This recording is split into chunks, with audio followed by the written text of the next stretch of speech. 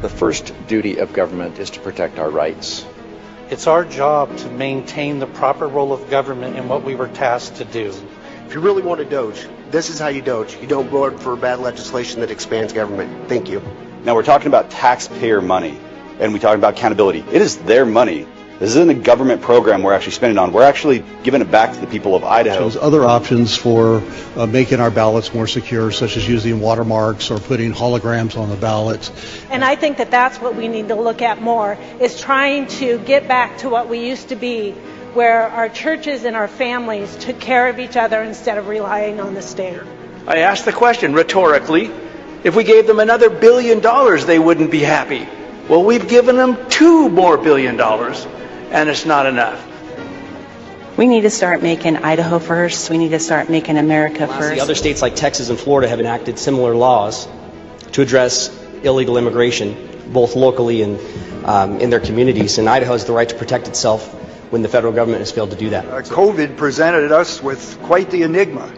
We didn't really know what it was or what to do, but that is no excuse to violate the rights of the citizens of the state of Idaho. Say vote no on this and let the teachers teach and quit bringing in coaches to teach the teachers to teach, and let's get education going again in Idaho.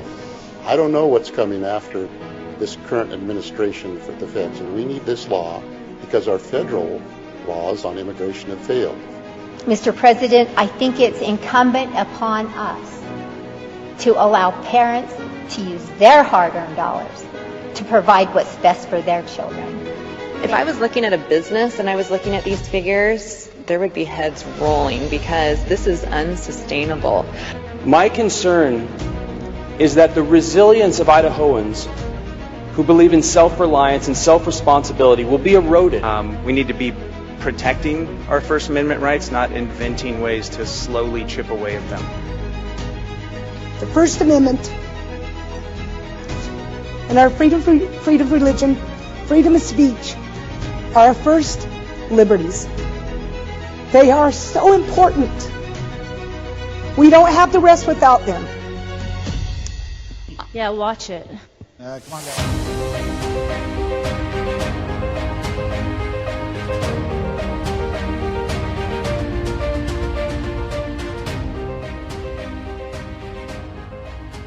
With the Blaine Amendment is it's also very contradictory to the preamble to the very Constitution that it exists within, which is to acknowledge Almighty God. How are we acknowledging Almighty God in the Constitution, and then anybody that acknowledges Almighty God actually cannot benefit from what the state is doing? In 1890, Idaho also ratified a section into its constitution that threatens every Christian in the state today. Article 9, Section 5, the Blaine Amendment. So the Blaine Amendment is an effort to make sure that there is a separation of what the state does in terms of its funding, in terms of its resources, and keep making sure that churches and religious organizations do not receive any benefit from public funding. Neither the legislature or other public corporation shall ever make any appropriation or pay from any public fund anything in aid of a church. We started as a church about 7 years ago in December, so we're right around that period of time now, and we began as a Bible study that was meeting in a home in Middleton. Longer story shorter is we actually ended up moving facilities quite often just to find different places that would fit us best. And many of those facilities were local public schools. We ended up at Sage International School, which is where really this story really begins. They were actually excited that we would actually rent from them. One of the ladies that we met with just immediately identified that we are so glad that you guys are here. Churches are the backbone of society.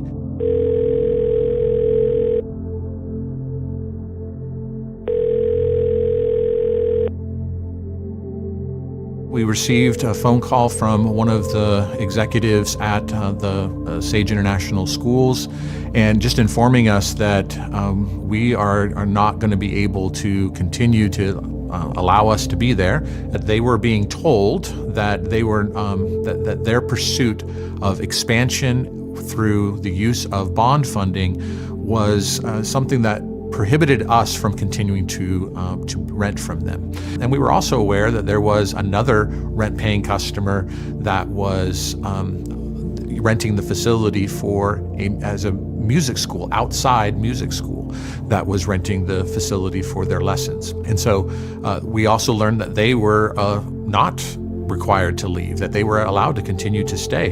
And so that began really our own questioning. Why is this? Is it because we're a church? And really that's what came back as the answer was yes, that's why we were not able to be there. And that phone call from Sage was very cordial, was very nice, and very, very, very regrettable from their side. We're so sorry. They were saying, we don't want you to have to leave, but basically we're being told that if we want this bond funding, you have to leave. And they argued for it and argued for us on our behalf, but ultimately they got the answer, absolutely not. They have to go. In September 2025, a federal judge ruled that Truth Family Bible Church's First Amendment rights were violated. But the Blaine Amendment still casts a shadow over Idaho's church bodies.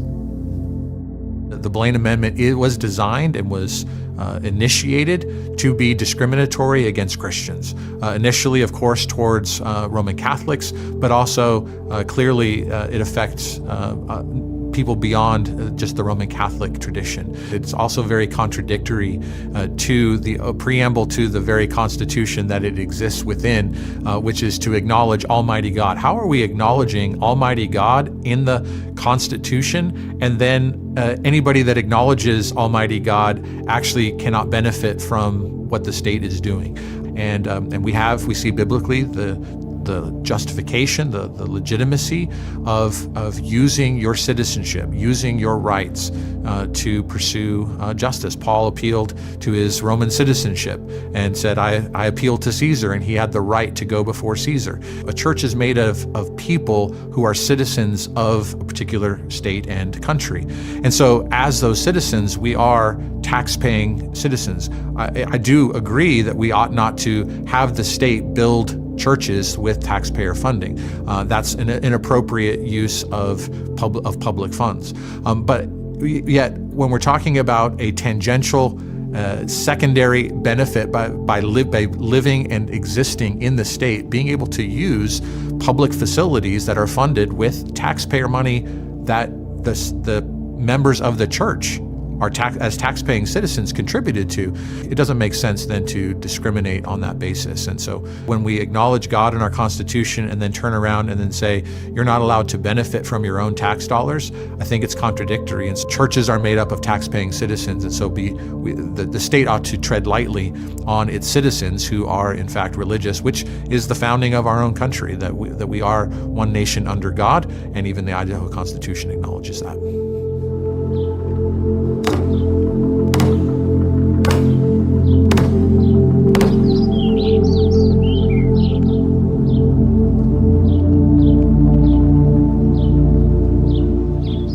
Blaine.idahopetitions.com. Folks, please head over there, and if you haven't signed the petition to repeal the Blaine Amendment, please do so now.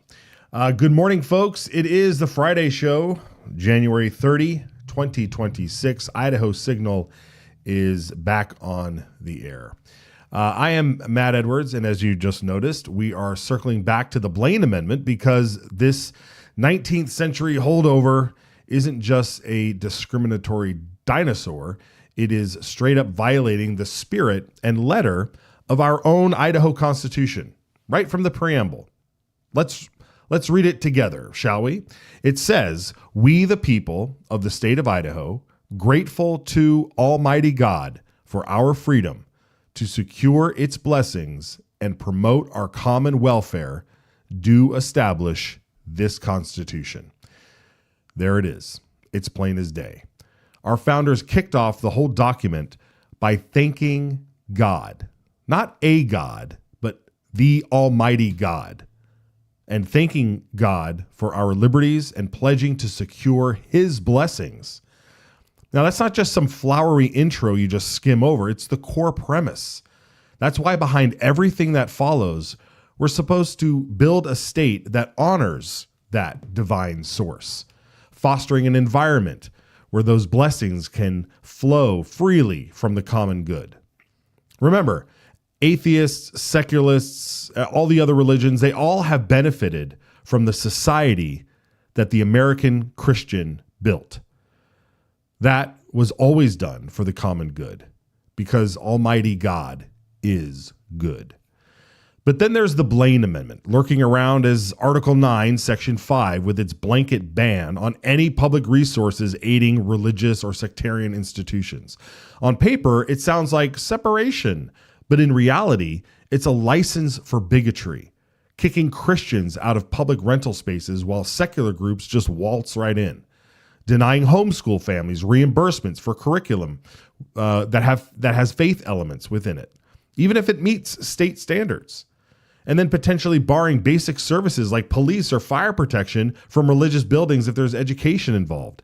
This isn't neutrality, it's hostility. And how does that square with securing Almighty God's blessing? It doesn't. By discriminating against believers, punishing faith-based communities, and treating religion like it's a contaminant in public life, Blaine actively undermines the preamble's mandate. We are not securing God's favor, we're repelling it, alienating the very source of the freedoms that we are grateful for. It's like building a house on a foundation of faith and then drilling holes all over it because some secular busybodies got all twitchy. This contradiction isn't abstract. It's costing us tax dollars in losing lawsuits, wasting court time, and eroding the common welfare that the preamble promises. Our Constitution demands that we promote a society that invites divine blessings, not one that shoves them away under the guise of non-sectarianism. We must repeal Blaine, and we realign with our roots if we do so. Grateful to God, committed to His blessings. Folks, this is Idaho.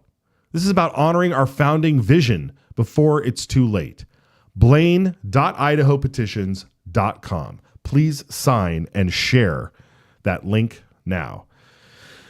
There it is. That's where it takes you to. It takes you to the repeal the Blaine Amendment. There you can watch the documentary again on the Truth Family Bible Church case. And then just go ahead, click yes, and sign your name below. We want to get as many signatures as possible over there, folks. As many signatures as possible. It's crucial. I wanted to now, obviously, I've got our Idaho. This is our own version of the Pocket Constitution. This has the Idaho Declaration of Rights and the United States Constitution on it. And I need to move over here to this now. My computer it froze the other day and we lost some stuff, but we're back. Okay. The Constitution here, we have this. This is a pocket Constitution. It has Article 1 of the Idaho Constitution, which is our Declaration of Rights. And so everything in here, including that preamble that we read, is all in here. And then it has your Bill of Rights from the U.S. Constitution, as well as the rest of the U.S. Constitution. And then in back, is our pledge. And so if you want one of these, send us a message and we'll get one of these out to you. But the whole point is just what I said during the opening there is our acknowledgement of Almighty God.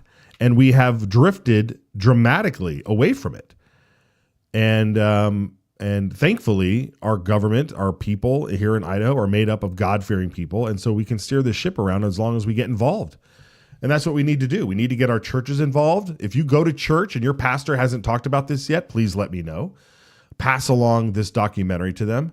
I sent this documentary to a pastor who had no idea, knew nothing about any of this. He watched 6 minutes of this and he was like completely floored. He said, what can I do? What can I do? I said, share this with your congregation. Share it with other pastors. And that's what's happening. So it's being shared around on X, it's on Rumble, it's on YouTube, the documentary. It's a great primer for you to go into and do the rest of your research. There will be, the reason we're talking about it now is on this Friday, is there will be a hearing on House Joint Resolution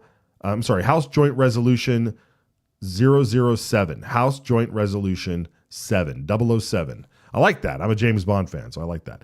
And that hearing will happen in the House State Affairs Committee next week. We believe it'll be later in the week. I don't want to name a day right now, but I believe it's going to be later in the week, so possibly the 5th or the 6th. And so if you plan on wanting to show up, if you plan on wanting to testify, House State Affairs normally meets at 9 a.m. Mountain Time, 8 a.m. Pacific. So if you want to testify in person, make plans to be there on one of those days. If you want to testify remotely, write out a short script. You get 2 minutes to testify. And if you want to email the committee, they'll have a portal opened up to do that. So we want you to engage and give this a lot of defense in the answer of repeal. And remember, this isn't necessary to repeal it right now. It's to put it out to the voters. This is this would be a constitutional act. So it needs to pass the House and the Senate, and then it will be put on the ballot in November. And when it comes to ballot initiatives in Idaho in November, it's going to be spicy, folks. We have the potential of having a lot of things on the ballot. You're going to think you were back in California with how many things are going to be on the ballot in terms of initiatives.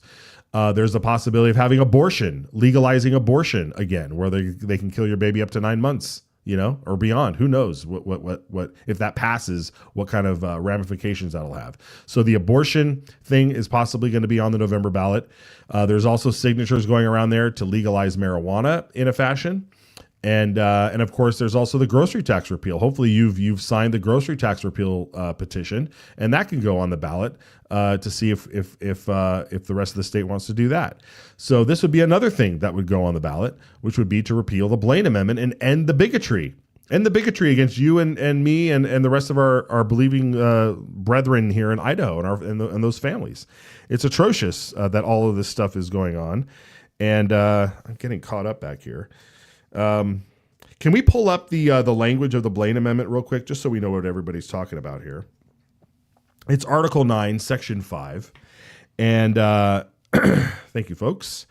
And here it is, okay? It is simple as this. And when you read it, I want you to remember, just like it said in the documentary, that the word sectarian back then was code word for Catholic. And if you go back in the notes, what do you call it? The notes, the convention notes, when they were writing the Constitution, there was a lot of talk about the Mormons living in Idaho in the late 18th or 19th century, and not wanting to allow some of their practices to become law, or allow resources and funds to go towards their teachings. And so this had a lot of that sort of anti-Catholic, anti-Mormon sentiment back then, which permeated into the Constitution. The problem, of course, now today is because of the sort of general nature, the general wording of this article. Now it's being applied across the board where it shouldn't, and it's being applied even I would say even more strict, as we've seen. So folks, get ready to testify next week. Get ready to send your emails in and do that, and we'll have some words from Catherine Hartley, the attorney from the Pacific Justice Institute, to talk more about that. And of course, Elaine Price, Representative Elaine Price from District 4 Coeur d'Alene. She's the one carrying the bill on the House side. We have a good feeling it'll get through the House. I mean, I believe it got through the House once before. So we'll just have to see this. This isn't the first rodeo, but what we've come up against is realizing that people just don't understand what it meant. And people said, oh, well, this isn't a problem in Idaho. Well, now it is a problem, because we went out and said, is there anybody having a problem with this? Folks went out there and said, is anybody having a problem with this? And people stood up and said, yeah, we have a problem with this. Our church just got kicked out of a school. We were told we were paying customers. We were paying customers. We got kicked out of the school not because the school didn't want us there, but because the government said, oh, you can't rent to a church. You can't rent to Christians your space on a Sunday. How dare you? The Constitution says you can't do that. And if you're going to do that, we're not going to give you this bond, to allow you to keep going, right? And this is your future right here. This is what happens. Suppose you want to do a small group, inside of a public venue. I mean, that's kind of like what this leads to. You got somebody coming out saying, "No, Christians can't meet here. Sorry, no Christians allowed." That's the future. And if you don't think that's possible at all, you don't think that's possible at all, go back 20 years ago and when churches met regularly in schools. I mean, there's churches today that are still meeting in schools. We had comments come in that said, our church meets in the school. We don't have a problem. What's the problem here? Well, that's the problem. I hope your school doesn't go apply for a grant. You're gonna get kicked out. We had a deacon on from Truth Family Bible Church. We should play that interview again. Go find that online. And I said, how secure? I mean, where are you now? And he said, we're in a school. And I said, how secure do you feel being in a school again? He's like, you never know what could happen. So it's a real thing, folks. It's a real thing. All right. What else do we have? Yeah, we have that. So we have at the top of the hour, we'll have Brian Allman come in and talk through some of the stuff that happened on JFAC and everything. But guys, I'm gonna throw a curveball here. Let's show what happened. Is that from yesterday or today? This is from this morning. Yes, this is from this morning. Talking through some of these things, and we'll get Brian's perspective on it as well. But I want to watch the hearing here that Representative Bruce Skog brought to committee this morning, dealing with transitioning, and by that I mean transitioning genders, transitioning sexes, whatever, transitioning mental states. Let's watch what Representative Skog brought to committee today. A few years ago, we passed a bill to outlaw sex transitions physically on children across the state. And we were one of the earliest states to do that, and for good reason. We heard a lot of testimony in my committee over 2 years it took to get that passed from parents who would come in and testify, my minor child was socially transitioned at a school or by a counselor or elsewhere without my knowledge, and secretively. They were telling, an example, Bobby, you can be Jill. And they started changing their name at school without the parents' knowledge, changing how they dressed, and they didn't know how their kid this happened. And all of a sudden, the boy wanted to be a girl or vice versa. That was terrible. And I didn't know, what could I offer those parents? Nothing. So now this bill takes care of that and prohibits social transitioning of children without the parental knowledge. If the parents are involved and say yes, they can do that. But if it's without the parental knowledge, then the Attorney General can step in and take action, and or the parents can file a lawsuit. And this makes that clear. I think this is a protection for parental authority. It's a protection for the children, and it does and has happened in our state. So I would ask that this be introduced. Representative Mickelson. For a question, Madam Chair. Go ahead. Representative Skog, I'm wondering if this only applies to social transitions for kids, that there's no other issue, because I think we've had some unintended consequences on some of the other legislation we've passed, and I want to make sure that this is only relating to sex change. Representative Skog. Mr. Chairman, Representative, that's a fair question, and you're referring to a different bill that is only for this social transitioning and things related to that. Representative Dygart. Thank you, Madam Chair, for a motion. I move that we introduce RS 33085.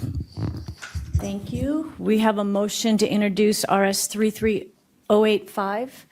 Is there any discussion on that motion? Representative Church. Thank you, Madam Chair, and Representative Skog. and I'm sorry, we're just now seeing this, but you said that there were examples. Can you give me an example of a social issue that would have happened or has happened in Idaho, and then how that private right to sue would change those things? Representative Skog. Thank you, Madam Chairman. And Representative Church, again, we had multiple testifiers come into our committee in House Judiciary and Rules as parents and complain that this had happened in their families and that they had no recourse to take care of that once they found out about it. And so that's what this bill seeks to remedy. Did you have a follow-up? Yes. All right, go ahead. So what is so let's say somebody testified that, like you said, they were at some kind of youth program and said that they could have a different name. What would be the recourse that this bill would fix for those families? What can they do now or with this that they couldn't do before? Representative Skog. Madam Chair, Representative Church, they can file a lawsuit with this bill should it pass. It makes clear of that. And the Attorney General can also get injunctive relief, declaratory relief, and take action and have an order from a court to have cease and desist from that entity from going on with that is happening. And sometimes this comes up with broken families where one father is for it and a wife is against it. So that takes care of that situation as well. Does that answer your question? Yes. So you can sue an individual or an entity or a school district or a city or a state. I mean, how far does it go to the private right? Who all can you sue if you felt that your child was socially, I'm sorry, I don't have the language, socially transitioned without your knowledge? Representative Skog. Madam Chairman, Representative Church, any person within these entities or the entity itself could be subject to lawsuit or declaratory relief from the Attorney General's office to cease and desist. Representative Mickelson. Just a follow-up question to Representative Church's question. So if I'm a secretary working at a doctor's office, I could be included in that $100,000 lawsuit and have to pay part of that? Representative Skog. Madam Chairman, Representative Mickelson, no. I see no further questions. So before us, we have a motion to introduce RS 33085. All in favor, say aye. How does that brain work? How does that brain work? So if I'm the janitor at a school, do I have to, in the school transition, if I'm a janitor, do I get sued? What is that? So bizarre. Are these serious people? I don't get it. I mean, I get the line of questioning that the Democrat had. It's like, okay, well, who gets sued and all of the discussion that they had there. Very, it's good questions to ask and get clarification on. But this is great, folks. This is great. We have to put the pedal to the metal on this stuff. We cannot allow these things to move forward without us reacting the way we need to react to protect our children. It's crucial. It's absolutely crucial. It's absolutely, and I know I'm preaching to the choir out there, but it is absolutely crucial that we do everything we can to continue to protect our children. All right. We're going to have Brian in here. We've got some news on something that happened in North Idaho in my neck of the woods. And then we'll go through some other bills. Some other bills that were presented in committee, maybe see what's going on in JFAC with the budget. And we will do that. Guys, are you guys ready for this? This is the cherry wood salt here. This is cherry wood. This is from the American Smoke Company. American Smoke Company, they take the Pacific Ocean sea salt and they smoke it. They smoke it with various woods. Here's all the wood flavor profiles you got there. This is the cherry salt right there at the bottom. And this one was smoked for 8 hours. And the other day, we were having some burgers, and as soon as the patties were made, we sprinkled the salt across them. And it was just so great to see these large chunks of smoked salt, and you could just smell the aroma right there. And we threw the burgers right on the grill. I don't care. You know, I'm that type of guy. It's 30 degrees out. It's 25 degrees out. The grill works, man. I can get it going. No problem. So I was out there. It was about 27 degrees. No, not a problem for me. Fired up the old grill, threw the burgers on there, and we had some fantastic burgers with this American Smoke Company salt. So head over to americansmokeco.com and smoke with me, folks. We'll be right back.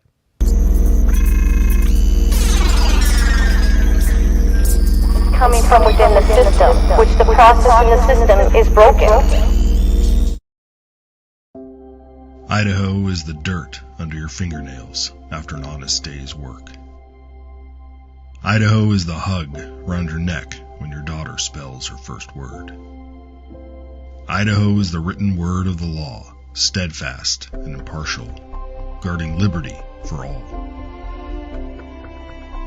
Idaho is the family rifle passed down, a legacy of protection and the right to stand firm. Idaho is the echo of your own voice, unshaken and free, standing tall among the world's silenced. Idaho is the home that's built to weather storms, not empty wallets. Idaho is the quiet trust between a patient and healer, unbroken and sacred. Idaho is the hymn carried by the Spirit, gathering neighbors together in faith and purpose. Idaho is the laughter around a campfire, a family's bond growing stronger with every word. Idaho is the pioneer's will, firm and clear. We govern ourselves, free and unbound. Idaho is what America was. Let's keep it that way. Ask your legislator to sign the Citizens Alliance of Idaho pledge to preserve our shared values. We ride together. All right, folks. We certainly do ride together. Please give us a call, 208-402-4915. Leave us your message. We'll play it live on the air. We'll save it for posterity if it's especially good and replay it again. 208-402-4915. Leave us a voicemail. Leave us your name and your not your number, your town.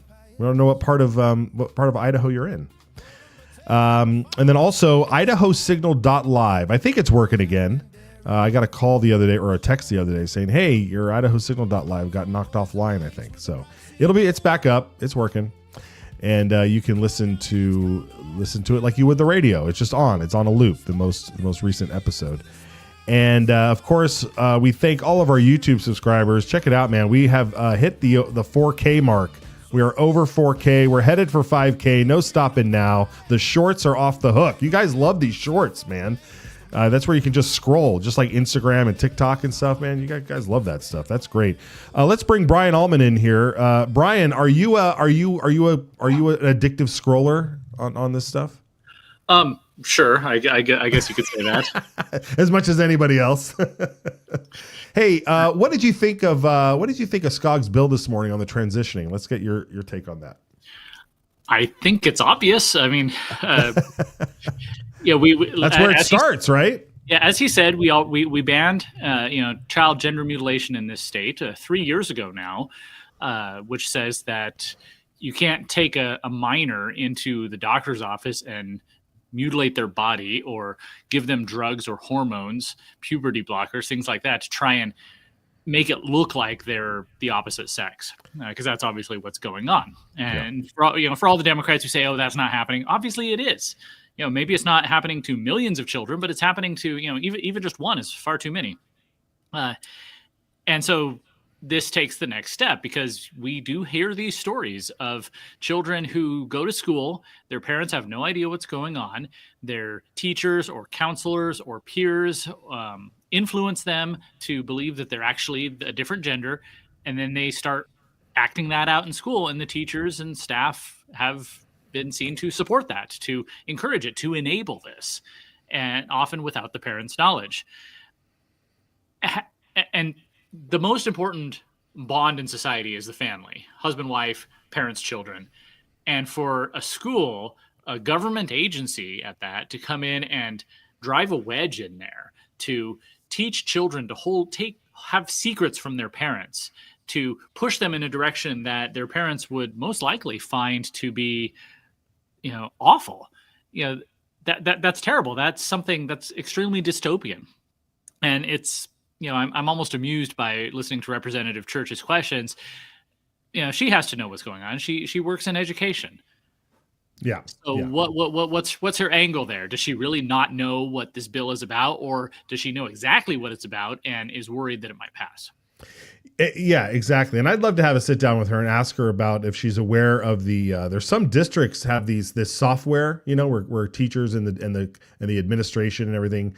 And the district itself keeps its records, right? It's all the software of all the child records, and the school has their own for their own. Anyway, but it was recently discovered that there was this like sort of secret, file, if you will, this sort of secret backdoor note session where you could write notes down about transitioning.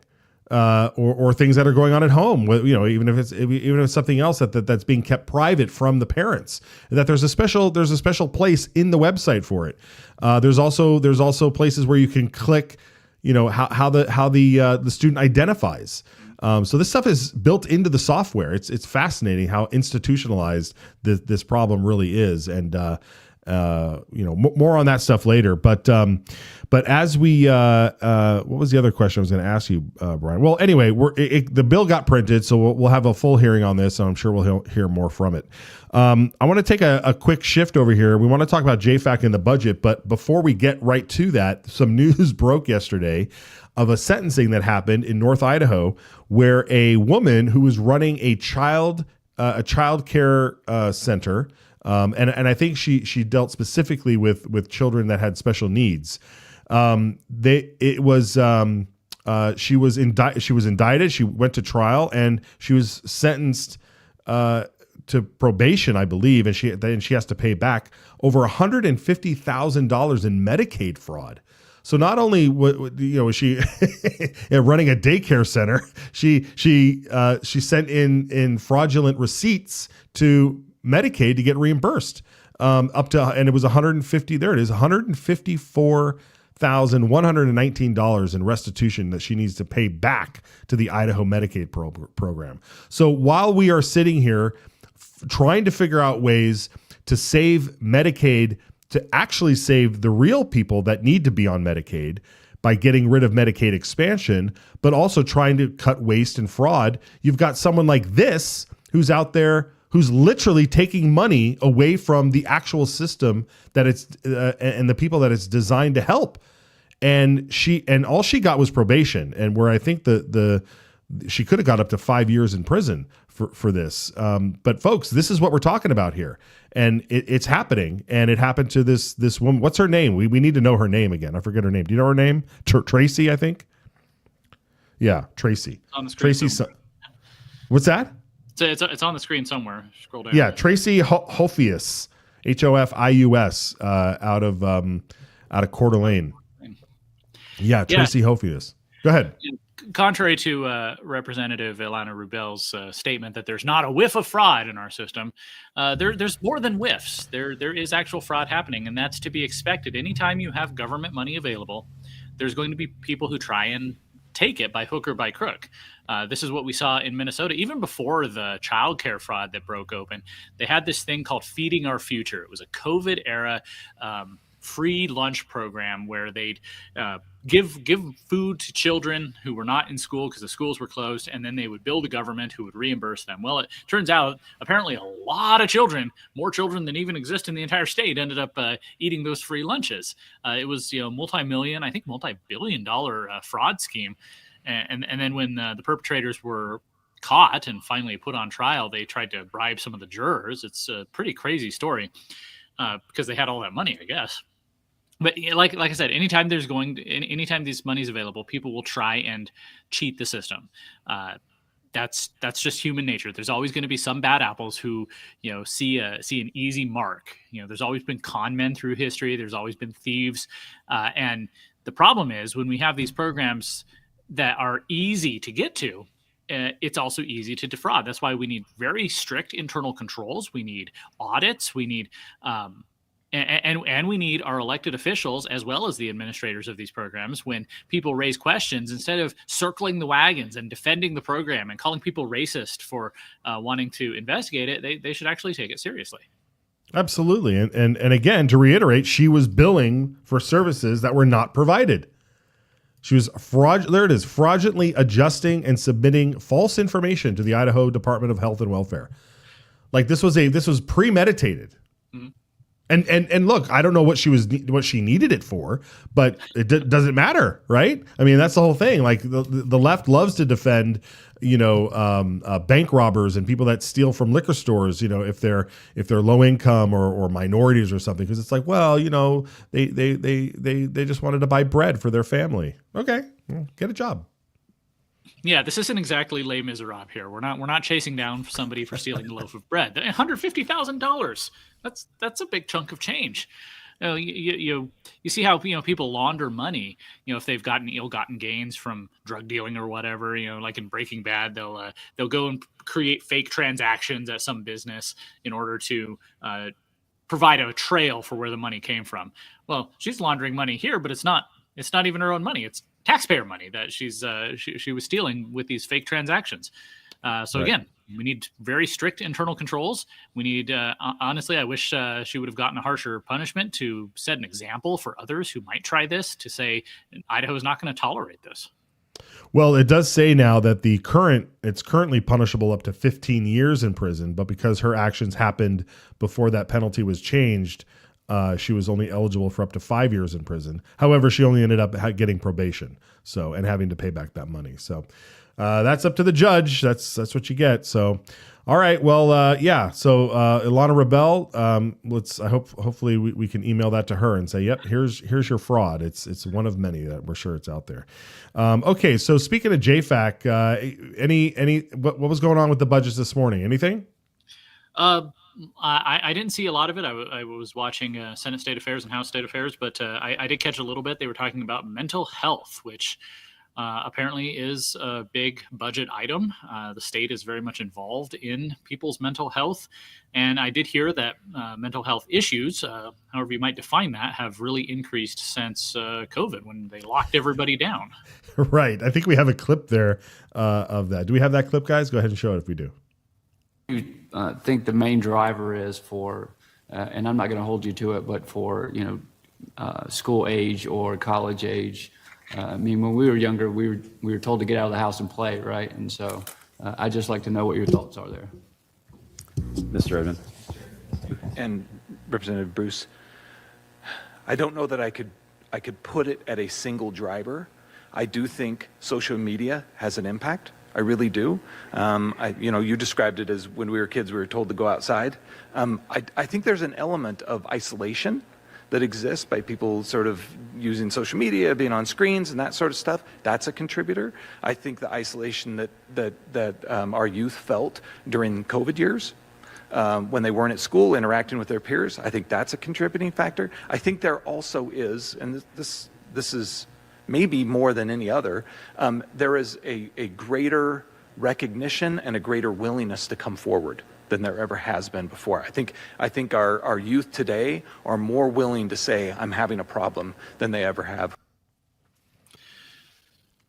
Yeah, there you have it, Brian. So COVID and the constant scrolling on social media, which also was addressed with a bill brought by, I believe, Jaron Crane, Representative Jaron Crane.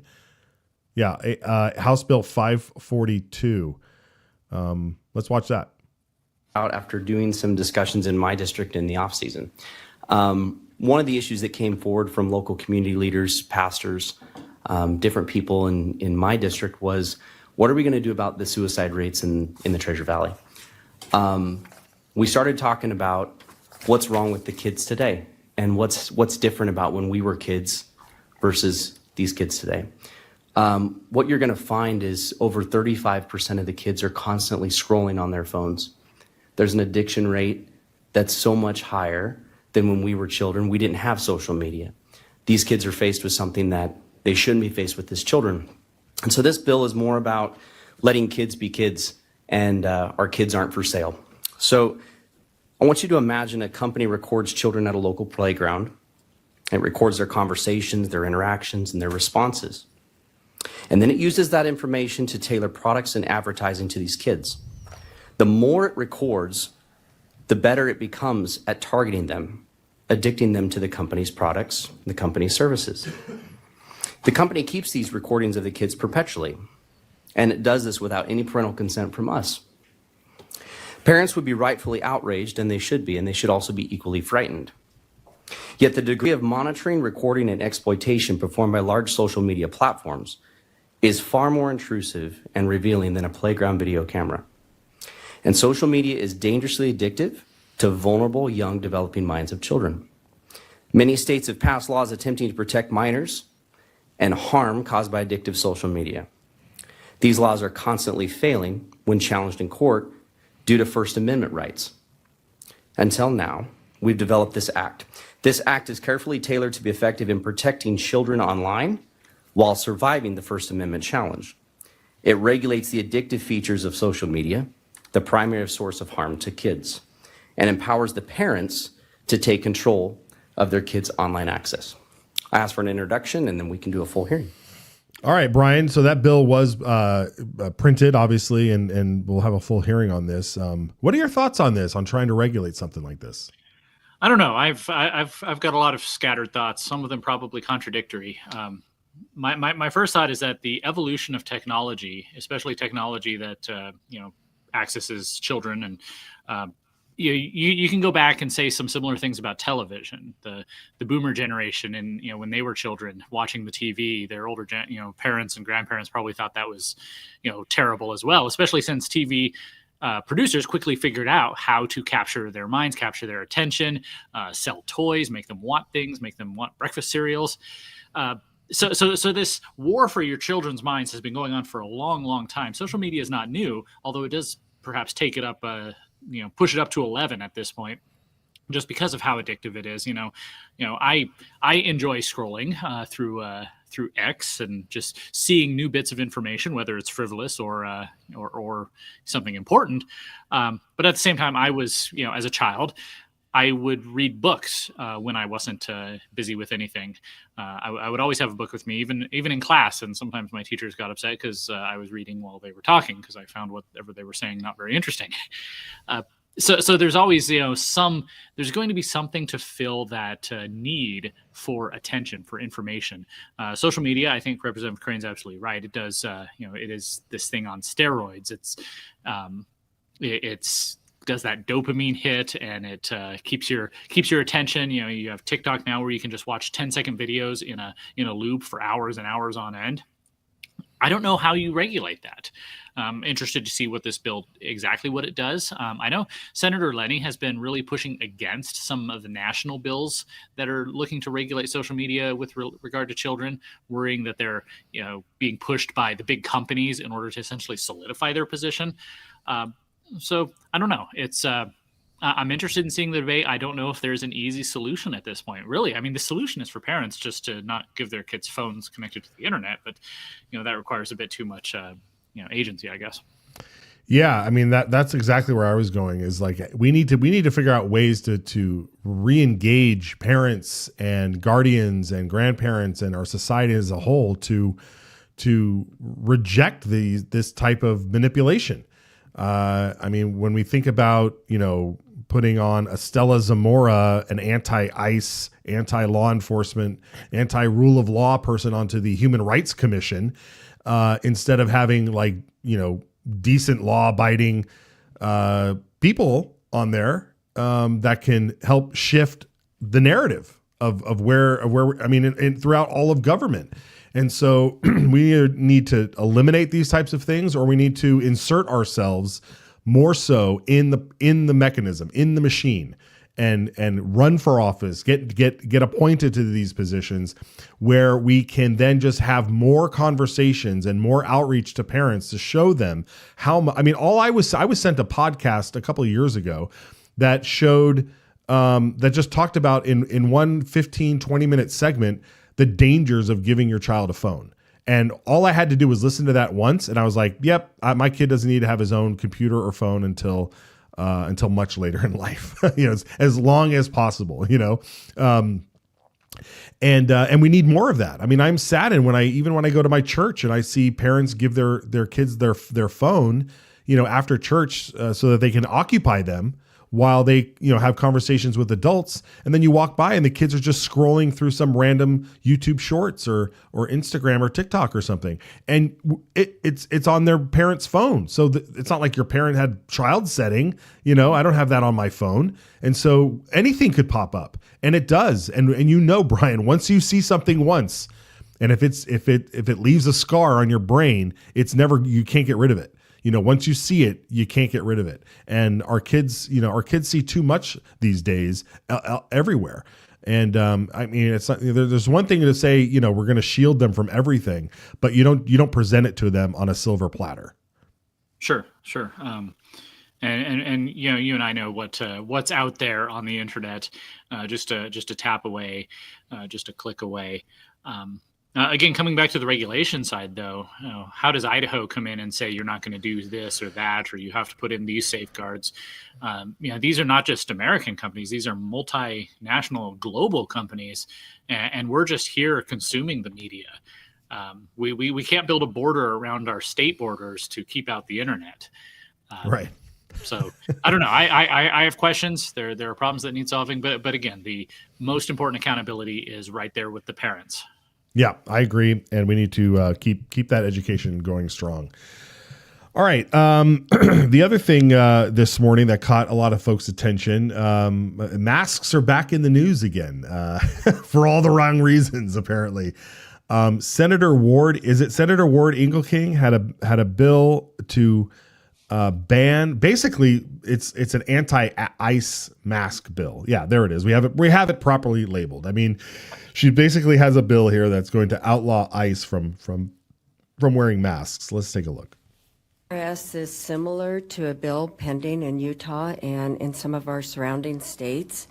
I believe it addresses a real safety issue, public safety issue, and just imagine being a female or young adult and being stopped by a masked man with a gun, no uniform or visible identification, unmarked vehicle.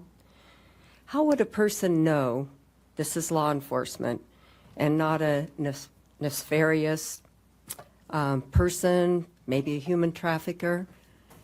I think it's realistic to think that members of our state would be frightened.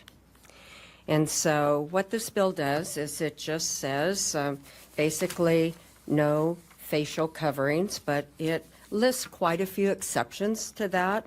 So if you look at lines 17 to 33 on the first page, it carves out all sorts of exceptions: medical masks, masks that keep you up, that maybe a self-contained breathing apparatus, motorcycle helmets, device or anything that's used to keep you safe. Like if you were doing a forensic type situation, you would need, of course, to have masks and facial coverings. So, and then on page 2, it also provides a lot of exceptions, and that's on lines 2 through 11. So we're not talking about SWAT. We're not talking about somebody who's undercover, doing work undercover. So we tried to list the exceptions that would be reasonable. And, I'm asking you to print this bill, and I'm hoping to get a hearing. I have visited with law enforcement officers, individuals, and I have quite a bit of information and a few fun facts. One, if you Google good guys with masks, what comes up as superheroes. And so I think this is a bill that we need to have a discussion. And so I'm hoping to have you print this bill and maybe get a chance to have a full hearing. Thank you, Senator. Are there questions? Senator Adams. Mr. Chairman, more for just a comment and then a motion. I have to admit, Senator, you are the last person I thought I would see bring a mask bill in the last several years. So this is interesting to me. And Mr. Chairman, for a motion, I move we introduce or send RS 33020 to print. Is there a second? Second. Motion by Senator Adams, second by Senator Ruckley, that RS 33020 be sent to print, and humor is always in order, especially on Friday. So, discussion on that motion. Don't see Senator Anthony. I just had a question for the sponsor. Yeah. Have the police spoken on this bill? I just walked in. I apologize. Senator Ward Engelking. Mr. Chairman and Senator, I've spoken to individuals. I wanted to get the bill in print, and then I will go to the organizations, but I have had input from officers, if that's helpful.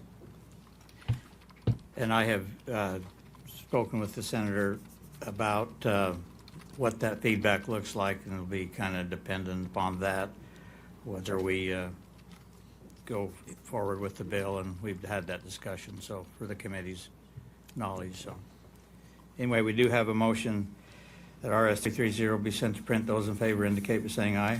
Aye. Any opposed? All right, and off it goes to print, and it did print. We have the language here if we want to walk through it a little bit. But what's your first reaction on this, Brian? Well, this morning when I was watching this live, I tweeted that Senator Ward Engelking was comparing ICE agents to murderers, rapists, sex traffickers. A little provocative, yes, but I think it's legitimate because the title of the bill, or the heading on the bill as it was put on the agenda this morning, was law enforcement and facial coverings. And then she launches into this first thing about how if you're approached by somebody wearing a mask and they don't have anything, they could be this, they could be that, they could be that. Imagine this. And so it's very much fear mongering when we know nationwide the Democratic Party has taken a stance against ICE. They're starting to campaign on abolishing ICE. They say that they're using Gestapo tactics. They say that they're illegitimate, and that if the Democrats get back into the White House, they are going to prosecute every one of these ICE agents. You wonder why they're wearing masks. You wonder why they're not, showing their identity to the world. We not only have, these people are engaged in immigration enforcement, which means crossing the cartels. And I've heard stories of members of ICE or Border Patrol who, have been targeted by cartels and their families targeted. So that's one reason why they're doing that. But now we have Democratic activists who want to unmask these people. They want to dox these people. They want to threaten these people. They say, we're going to prosecute you. I saw someone, in the left-wing orbit suggesting the death penalty for ICE agents once the Democrats have power again. So I think this is a ridiculous bill. This is a California-style bill. She mentioned another state, but I'm sure Democrats are proposing it wherever they are, no matter how much in the minority they are. But this is a bill that California was pushing, and I think it's absurd. I think it was ridiculous to print it in the first place, but if it does even get a hearing, I hope it gets shut down for the nonsense that it is. Yeah, I find it hard to disagree with you, Brian. I'm sitting here thinking to myself, 10 years ago, I probably would have had an issue with, regular police folks out there doing their job and driving in cars that aren't marked. I don't like unmarked cars when you're doing normal police work, wearing a mask and hiding your identity. But this goes far beyond. We're in a different time right now. And I keep stressing this. There's a lot of people out there that have no idea what time it is. And when you are dealing with what is an organized insurrection against a lawful operation in order to arrest and deport criminal illegal aliens, what you want to talk about being on the wrong side of history if you're opposing something like that and defending illegal criminals who've committed egregious acts, who need to be out of this country. you are bonkers if you're defending that. And so here we have, and you put it rightly so. These folks are, their identity and being targeted is a real thing. It's an absolute real thing. And so I want to continue watching, the arguments on this bill. This footage here alone is incredible. I mean, this is, this looks like it's like a chop zone. Remember from Seattle? I mean, they're setting up this thing outside of a hotel. It's a normal traditional Hilton hotel, home 2 suites, right? And these folks are out there, and look at them wearing masks, of course, and intimidating the ICE agents and anybody else who's inside this hotel, because that's where they're staying. I mean, it is absolutely incredible. Look at that. This is who they're defending. And all these people are wearing masks and helmets and all that sort of jazz, right? And so we have a bill now that says, well, if you're caught doing these things and you're wearing a mask, you get an extra year in jail, right? So, I mean, this whole mask issue is it's comical to me, especially everything that we did coming out of COVID. It's so bizarre. It's so bizarre. But the bill is out there, folks. It's Senate Bill 1246. Any last words on this bill, Brian? Well, someone once said that politics can be distilled to friend versus enemy, and we see that in action. The Democrats think that those protesters in the street wearing their masks, who are defacing property and threatening agents and trying to run them over, those are the good guys. They're on the right side of history, so yay for them. Whereas ICE agents, they're the bad guys. So whatever, so their entire calculus is to go after who they see as their enemies, which in this case is federal law enforcement. Yeah, it is. I want to end with some good news here real quick. Can we play the clip of Charlie Shepard presenting his bill? Check this out. Bring before you RS 33008. And to make this short and sweet, if you introduce this, of course, there'll be a lot more in the hearing. But essentially what this does is this makes it easier and more affordable for members of the state of Idaho who want to have an enhanced concealed carry to obtain that. Essentially, this is a deregulation bill. And anything to make it more affordable for our citizens to be able to go in other states and still exercise their Second Amendment rights, I think is a good thing. So, like I said, to keep it short and sweet, I'll stand for questions at the pleasure. Yeah, that's it. That's it right there, Brian.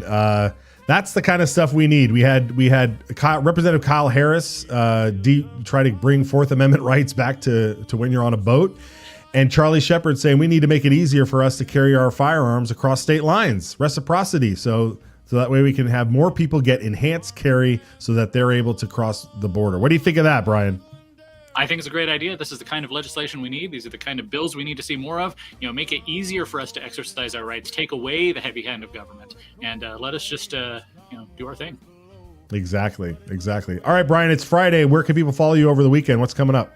GemStateChronicle.com. I'm working on something about occupational licensing. It's kind of a boring topic, but it's a really interesting one. And it affects jobs. It affects, how much you can get paid. So it has a lot of downstream effects, and I'm trying to dig into it and demystify it a little bit. Excellent. All right. Well, be sure to check out Gem State Chronicle and Brian over on X. Have a great weekend, my friend. We'll see you next week. See ya. All right, folks. That's it for us. We thank you for joining us this week. Remember, next week, the Blaine Amendment. Get your notes, get your things together. Be sure to sign the petition and share it with your church brethren, your pastors. Get it out there, folks. We need to get some education on this. That's the most crucial part of it. I thank you so much for joining us. We will see you next week.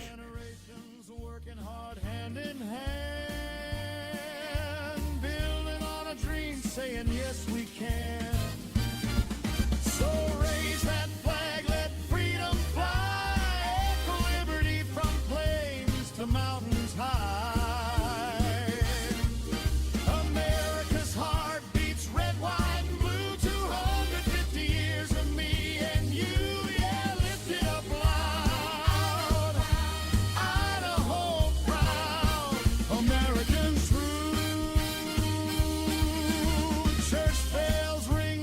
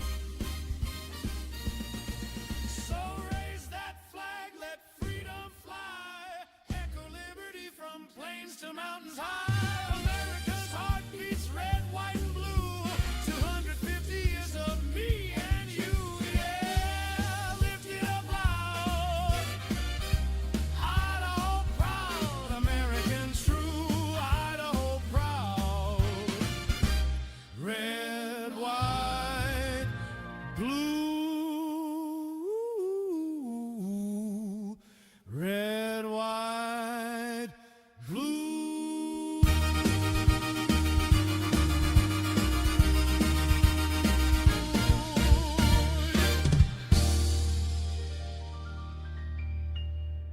This bill, I think, puts a stake in the ground that says we have a sovereign right to protect what's ours.